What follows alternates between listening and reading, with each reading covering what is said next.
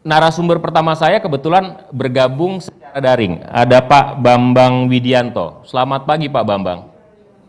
Selamat pagi Pak Alvito. Apa kabar Pak? Alhamdulillah baik. Pak Pak Alvito Bam, gimana, baik kabarnya? Sehat Pak, sehat-sehat Pak. Bapak segar sekali kelihatannya. Ya, terima Ya, kasih Pak Alvito.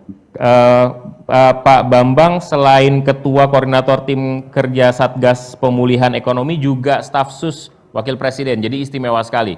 Karena itu akan sangat dinantikan sekali Pak paparan Bapak terkait dengan kebijakan menghadapi pandemi COVID-19 menuju kehidupan sehat dan produktif.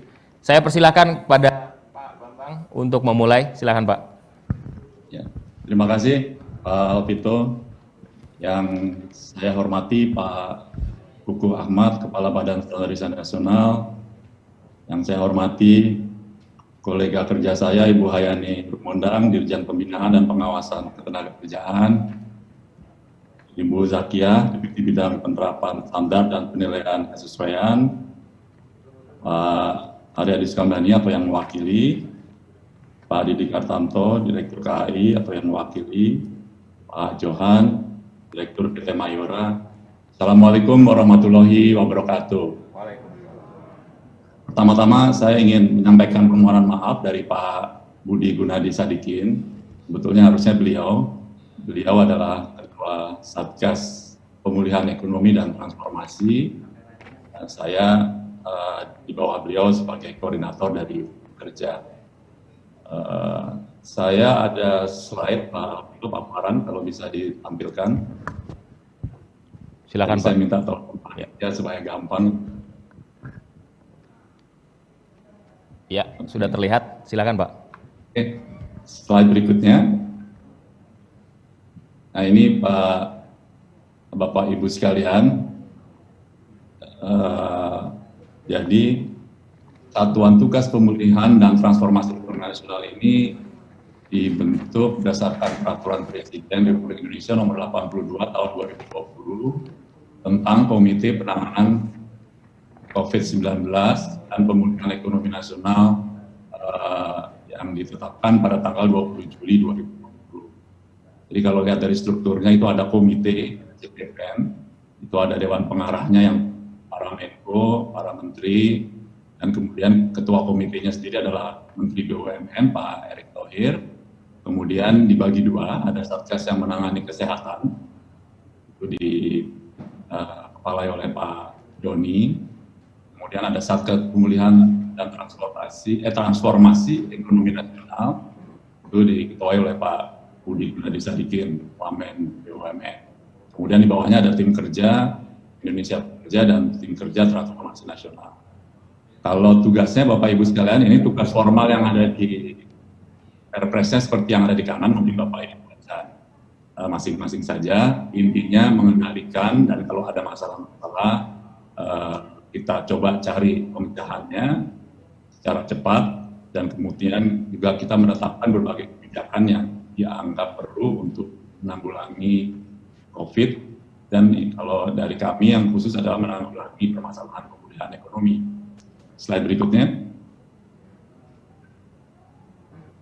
Jadi ini dampaknya Bapak Ibu sekalian COVID. Kita biasanya ekonomi kita tumbuh sekitar 5%. Pada tahun 2020 kuartal pertama sudah mulai kelihatan itu hanya tumbuh 2,97, ini tumbuh year on year. Tapi kuartal kedua minus 5,32, ini cukup besar jaraknya karena biasanya 5, sekarang minus 5. Dan kita sekarang sedang menunggu kuartal ketiga, ini harusnya dalam hari-hari ini diumumkan oleh BPS. Dan semoga kita melihat gambaran bahwa ini sudah mulai menunjukkan tanda-tanda pemulihan. Slide berikutnya. Ini Bapak Ibu sekalian, ini yang sebelah kiri data-data ketenagakerjaan saya ambil dari tempatnya Bu Hayani. Memang kalau kita lihat ini di awal, ini data-data di awal. Jadi dari sisi pekerja yang ada di dalam negeri maupun pekerja migran memang terdampak. Ya kan? Dari sisi provinsi juga banyak yang terdampak. Kemudian kalau kita lihat di kanan itu tingkat kemiskinan juga meningkat. Ini baru di bulan Maret 2020, yang tadinya kita 9,1 sekarang menjadi 9,78%, itu sekitar 26 juta jiwa sekarang berada di bawah garis kemiskinan. Dan mungkin nanti angka kemiskinan yang baru akan keluar lagi bulan September, dan ini diperkirakan juga akan meningkat lagi. Slide berikutnya. Jadi kita kumpulkan Bapak Ibu sekalian berbagai data. Untuk apa? Karena kita membutuhkan landasan untuk pengambilan kebijakan apa yang tepat dalam rangka menangani permasalahan yang real di lapangan. Dan kita tidak bisa menunggu data-data yang resmi dari pemerintah karena memang itu ada waktunya, ada periode waktu untuk keluar data resminya. Kita mengambil dari berbagai survei, kita ambil juga. Jadi kalau kita lihat ini pencari nafkah yang betul-betul berhenti bekerja itu ada 24%, dan dari yang tetap bekerja pendapatannya menurun itu 64%, tapi ada pendapatan yang tetap 36%. Jadi ini menggambarkan kepada kita bahwa memang ada pendapatan yang menurun karena lapangan kerja yang semakin sempit. Slide berikutnya. Ini sebagai latar belakang saja Bapak Ibu sekalian. Ini mereka dalam menghadapi guncangan ekonomi akibat pandemi ini apa yang mereka lakukan. Yaitu pertama yang 73% itu menjawab mengurangi belanja dan makanan. Terus ada juga yang mengurangi belanja makanan. Jadi kiat-kiat mereka ini seperti itu, kemudian mengandalkan bantuan pemerintah itu 55%, terus berkegiatan lain yang meningkatkan pendapatan, itu juga banyak, di 54%, ya kan? Tiba-tiba orang sekarang bikin catering, bikin makanan, kue-kuean, segala macam, itu dalam rangka mengatasi guncangan terhadap ekonomi yang melemah. Berikutnya,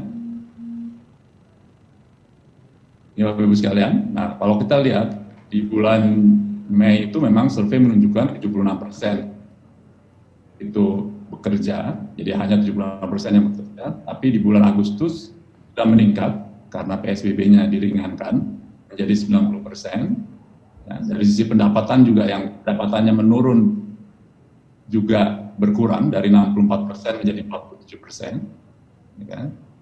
Jadi ini ada tanda-tanda perbaikan. Ya.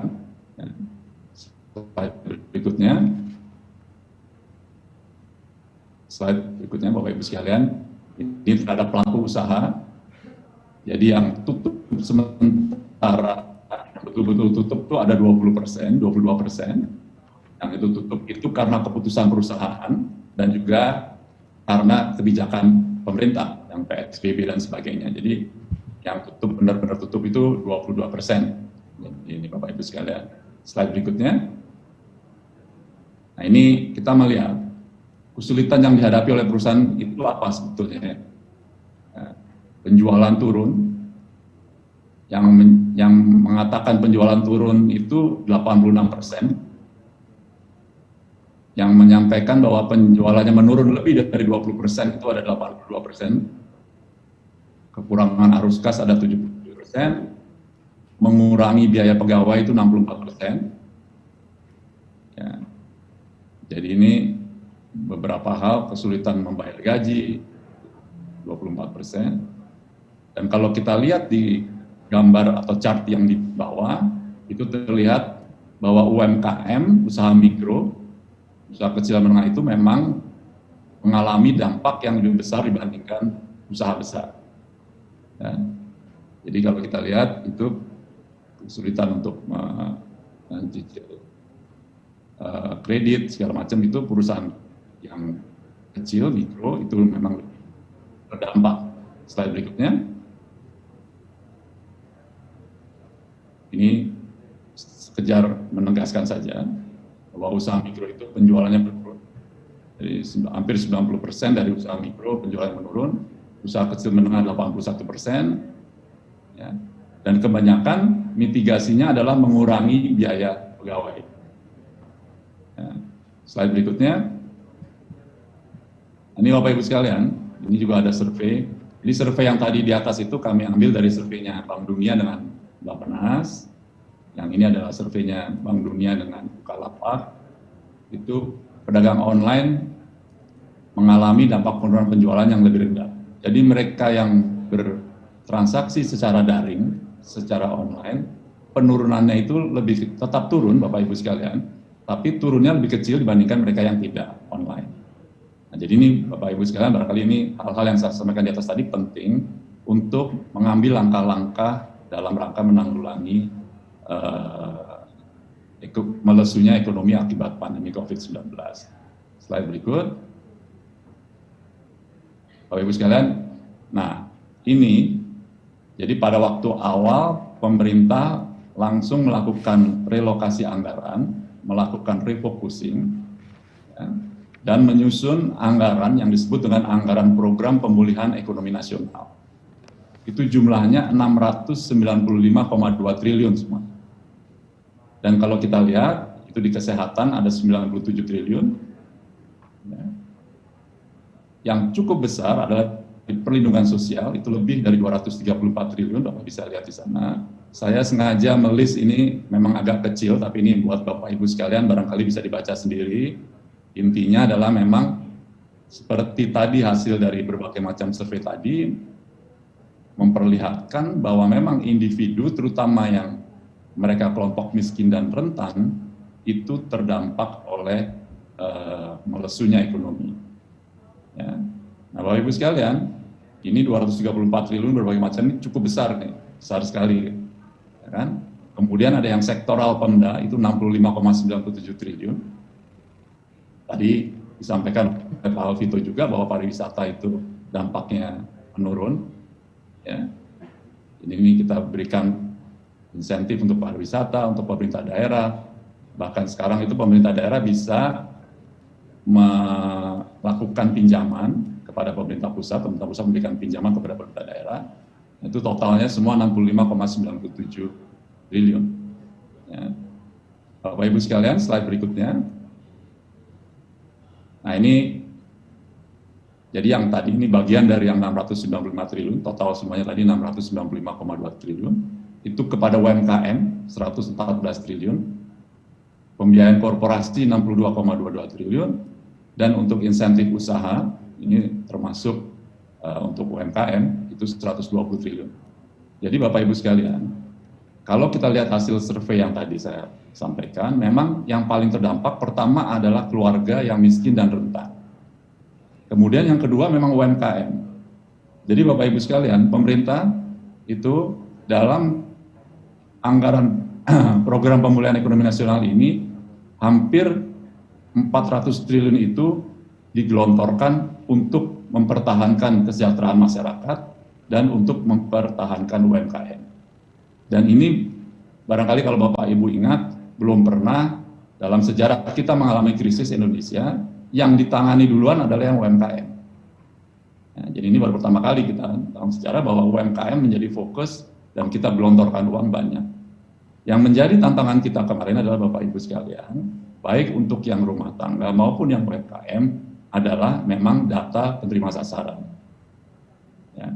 Selama ini Bapak Ibu sekalian, kita memberikan bantuan kepada 25% masyarakat terbawah, yaitu sekitar 15,5 juta rumah tangga atau sekitar 60 juta individu jiwa. Dan ini biasanya baik-baik aja kita Bapak Ibu sekalian. Jadi bayangin negara selama ini mensubsidi, bukan mensubsidi, memberikan bantuan kepada mereka yang rentan, kepada 25% mereka terbawah.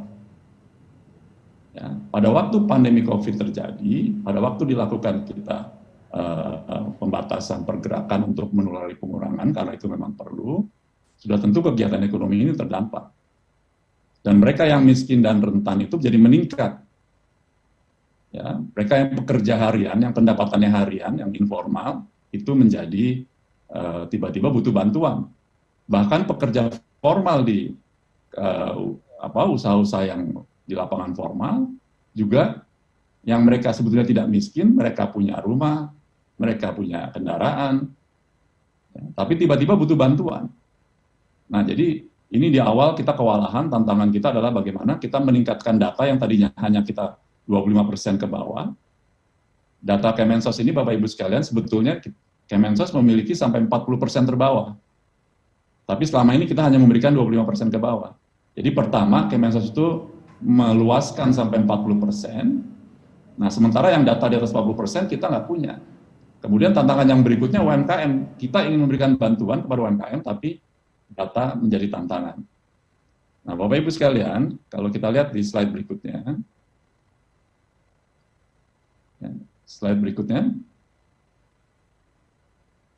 nah ini seluruh bantuan sosial yang kita berikan, Bapak Ibu sekalian. Ini program-program reguler yang ada seperti PKH, itu kita modifikasi. Ya. Program sembako yang tadinya hanya 15 juta, kita tingkatkan menjadi 20 juta. Ya. Terus ada program yang Jabodetabek, ada yang bukan Jabodetabek, ada yang DKI Jakarta ya, ada yang Jabodetabek, ada yang non Jabodetabek. Ini kita berikan bantuan, ya kan? Dan ini kita sekaligus kita memperbaiki data kita juga. Jadi memang kelemahan kita itu, waktu itu kita tidak mempunyai sistem pendaftaran mandiri. Artinya kalau di negara lain barangkali kalau orang membutuhkan bantuan bisa mendaftar. Nah, karena kita waktu itu sudah memberikan 25% ke bawah, yang identik dengan seperempat dari penduduk sudah kita berikan bantuan sosial, kita nggak menyangka kalau akan terjadi seperti ini yang barangkali kalau di daerah itu sampai 60% atau bahkan 70% berikan bantuan. Juga selain ini, untuk memberikan dana bantuan langsung tunai yang diperoleh melalui dana desa. Pak Bambang, maaf saya interupsi 2 menit lagi Pak, jika berkenan Pak. Ya. Oke, terima kasih Pak Alvito. Ya, slide berikutnya, ini juga slide berikutnya. Slide berikutnya aja Bapak Ibu. Nah ini ada program sebelumnya Bapak Ibu sekalian. Jadi ini program-program yang kita tingkatkan, yaitu pertama program kartu prakerja. Bapak Ibu bisa baca sendiri deskripsinya, ya kan? Ini program baru, langsung kita gunakan untuk sekaligus memberikan bantuan sosial. Slide berikutnya. Ini adalah program subsidi upah, ini yang dijalankan oleh Bu Hayani. Ya, tadi seperti saya sampaikan, bahwa karena dari hasil survei memang memperlihatkan mereka banyak yang kehilangan pendapatan karena perusahaan mengurangi pemberian karyawannya. Ya. Kemudian slide yang berikut, ini adalah program Banpres Produktif. Jadi tiga program tadi adalah program yang relatif baru, ya, yang Banpres Produktif dan program subsidi upah itu betul-betul dilakukan pada waktu kita setelah pandemi COVID berlangsung. Ya, ketiga program ini diresmikan oleh Bapak Presiden. Ya. Jadi ini memang karena hasil survei menunjukkan bahwa UMKM itu memerlukan bantuan yang paling terdampak, makanya Bapak Presiden mengarahkan untuk memberikan program Banpres Produktif kepada usaha mikro. Jadi ini benar-benar usaha mikro. Nah, Bapak Ibu sekalian, ini sedikit lagi saya mau akhiri. Jadi karena data kita di Kemensos itu hanya sampai 40% terbawah, diharapkan program Banpres Produktif yang datanya berasal dari pemberi bantuan seperti pembiayaan seperti Bank Himbara atau PNM kepada usaha mikro, ya kan? Dan juga tadi yang bantuan subsidi upah itu datanya diambil dari BPJS Naker yang berpendapatan kurang dari 5 juta. Jadi diharapkan dengan adanya kedua program ini ditambah dengan program kartu prakerja yang pendaftarannya mandiri, diharapkan gap yang tadi kita hanya punya data 40% tapi kenyataan di lapangan sampai 70% itu dapat ditutup. Jadi Bapak Ibu sekalian, ditambah lagi program-program dari pemerintah daerah yang juga memberikan bantuan sosial. Jadi ini mudah-mudahan ini sekaligus kita akan memperbaiki data ke depan supaya dia lebih bagus. Tapi ini pertama kali kita mempunyai data UMKM yang cukup komprehensif, nama, alamat, jenis usaha, dan juga rekening banknya. Ya kan? Ini kita salurkannya melalui perbankan. Ini slide terakhir karena slide berikutnya.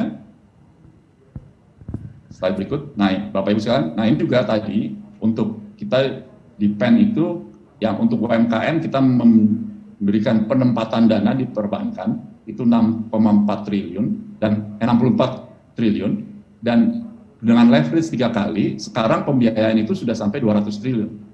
Jadi pemerintah betul-betul menempatkan dana. Pemerintah betul-betul memberikan kemudian subsidi kredit dan penjaminan kredit. Nah ini sedang berjalan, mudah-mudahan sampai akhir tahun realisasinya akan jauh lebih baik.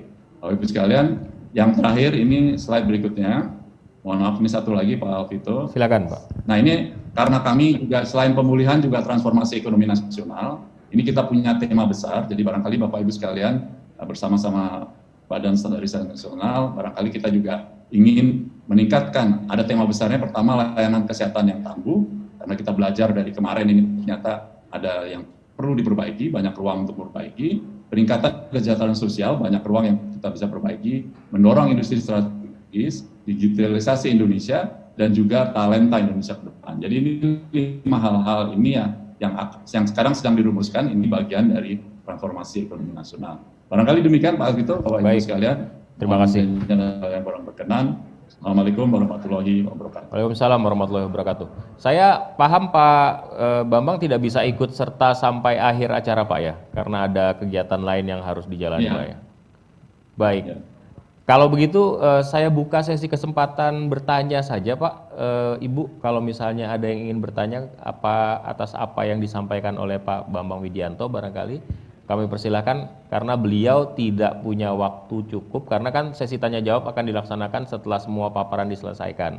Tapi karena Pak Bambang harus segera pamit, ada kegiatan lain yang harus dijalani, barangkali saya buka pertanyaan baik dari floor maupun dari, oke, ini online sudah ada, nggak kelihatan nih, saya harus berdiri. Pertanyaannya dari Bapak atau Mas Ahmad Zaironi. Pak Bambang, pandemi membuat kondisi ekonomi Indonesia mengalami kemunduran karena resesi, PHK dan lain-lain. Bagaimana dan berapa lama waktu untuk memulihkan kondisi ekonomi setelah pandemi teratasi, Pak? Ya, ini pertanyaan yang sering ditanyakan berbagai pihak ya, Pak. Betul. Memang kita mengharapkan kalau di kuartal ketiga ini kita sudah ada tanda-tanda perbaikan, walaupun tetap barangkali masih negatif pertumbuhannya kuartal ketiga. Kita harapkan di tahun 2021 kita telah memiliki kebebasan bergerak yang lebih besar dari sekarang karena adanya vaksin. Jadi itu diharapkan. Jadi pertama strateginya adalah kita mempertahankan yang ada dengan berbagai bantuan sosial tadi, termasuk kepada UMKM, mempertahankan tingkat kesejahteraannya, tetapi kita juga memudahkan mereka untuk UMKM dan perusahaan, korporasi untuk melakukan kegiatan kembali. Makanya kita memberikan tadi penempatan dana di perbankan, kemudian penjaminan kredit. Ya, jadi ini untuk kredit modal, kerja, dan sebagainya itu bisa mulai berjalan lagi. Ya, dan kami di PEN ini, karena Pak Budi Sadikin ini tiap minggu Pak, bisa 2 kali seminggu kita rapat untuk mengecek satu persatu sudah jalan Pak belum pembiayaannya, segala macam IJPP-nya, jaminan ininya, dan kita ini ke depannya bergerak dan mudah-mudahan tahun 2021 mulai tumbuh positif dan diharapkan 2022 kali sudah normal kembali Pak. Demikian Pak Aldi. Baik, amin. Mudah-mudahan terlaksana sesuai rencana Pak ya. Ada lagi pertanyaan barangkali satu lagi kalau misalnya ada pertanyaan? Tidak ada ya. Oke Pak Bambang Widianto, terima kasih atas waktu dan kesempatannya Pak. Kapan-kapan kita ketemu secara online karena lama-lama kita daring mulu ini. Ketemunya off air virtual terus. Ya, terima kasih Pak Alvito. Terima kasih Pak. Sukses terus Pak Kukuh Ahmad, terima kasih banyak Bapak Ibu sekalian, mohon izin. Baik, terima kasih Pak.